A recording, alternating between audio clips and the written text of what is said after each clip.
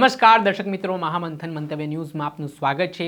અમદાવાદમાં આજે સ્કૂલોને ધમકી ભર્યો મેલ મળતા પોલીસ દોડતી થઈ છે। એક સાથે 18 જેટલા સ્કૂલોને બોમ્બથી ઉડાવી દેવાની ધમકી મળી છે ને આના જ કારણે હવે આ સ્કૂલોમાં સઘન ચેકિંગ છે તે પોલીસ દ્વારા હાથ ધરવામાં આવ્યું છે। સાથે જ બોમ્બ ડિસ્પોઝલ સ્ક્વોડની ટીમ છે તે તપાસ કરી રહી છે, પણ જે અજાણ્યા ઈમેલ આઈડી પરથી આ ઈમેલ કરવામાં આવ્યો છે અને આ સાયબર ક્રાઇમમાં આ બાબતે ફરિયાદ પણ થઈ છે, જેને લઈને સાયબર એક્સપર્ટ્સો દ્વારા તપાસ શરૂ કરી છે કે કોના દ્વારા ધમકી ભર્યો મેલ કરવામાં આવ્યો છે, શું કામ આ મેલ કરવામાં આવ્યો છે, કેમ કે અગાઉ પણ ભૂતકાળમાં અમદાવાદમાં બોમ્બથી ઉડાવી દેવાની ધમકી ભર્યો મેલ મળી ચૂક્યો છે।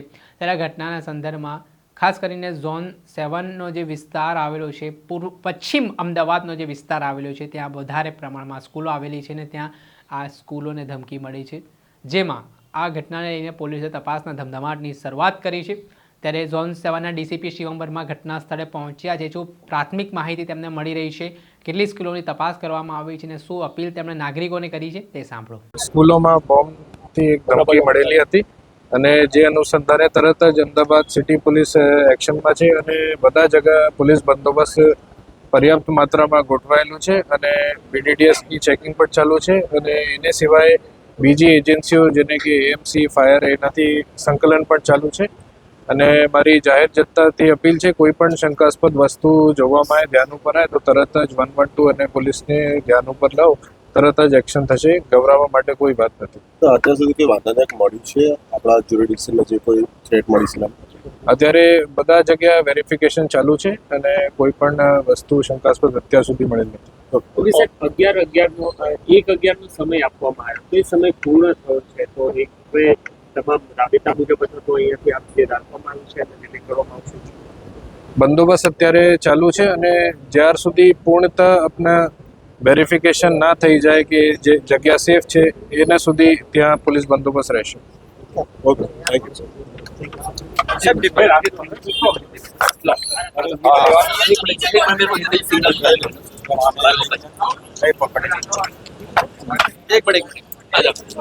हिंदी में हेलो रोड में एक बड़ा बात किस तरह से अलर्ट रहा था? तो जैसे ही जब हमें फायर कंट्रोल को मैसेज मिला कि जायडेस स्कूल और अदर स्कूल्स के पास जो धमकी भरी एक मेल आए हैं और इमीडिएटली पुलिस विभाग के साथ मिल करके वहाँ पे रिस्पांस किया गया। जो हमारे फायर व्हीकल्स हैं, जिसमें इमरजेंसी व्हीकल्स खास करें तो ये डिप्लॉयमेंट किया गया। जैसे आप यहाँ पे देख पाएंगे कि तकरीबन मेरे पास 4 व्हीकल्स यहाँ पे डिप्लॉय हैं, जिसमें एक इमरजेंसी टेंडर है, वाटर बाउजर्स हैं और फायर के संसाधन हैं। इस सिचुएशन को हैंडल करने के लिए फायर की लाइन बिछाई गई थी कि कुछ दुर्घटना ना हो, उसके लिए तो प्रिकॉशंस थे और इमरजेंसी को हैंडल करने के लिए फायर की 4 लाइन बिछाई गई थी। फायर के पर्सन्स तैनात थे और जितने नियरेस्ट फायर स्टेशन है अपने अहमदाबाद में उनको सबको अलर्ट पर रखा था और जैसे जैसे कॉल पुलिस के मिलते जा रहे हैं फायर विभाग द्वारा फायर व्हीकल्स डिप्लॉयमेंट किए जा रहे हैं। Thank you. आपे सांभळ्या था ઝોન 7ના ડીસીપી શિવમ વર્મા તેમનું નિવેદન સામે આવ્યું છે, જેમાં તેમણે નાગરિકોને આ બાબતે સાવચેતી જાળવવા માટે અપીલ કરી છે અને કોઈ પણ શંકાસ્પદ વસ્તુઓ દેખાય તો તાત્કાલિક પોલીસને જાણ કરવા માટે તેમણે અપીલ કરી છે અને હાલ પોલીસ દ્વારા કાર્યવાહી કરવામાં આવી રહી છે ને તપાસ એજન્સીઓ પણ હવે તપાસમાં જોડાઈ છે કે કોના દ્વારા આ પ્રકારે આ ઈમેલ કરવામાં આવ્યો છે।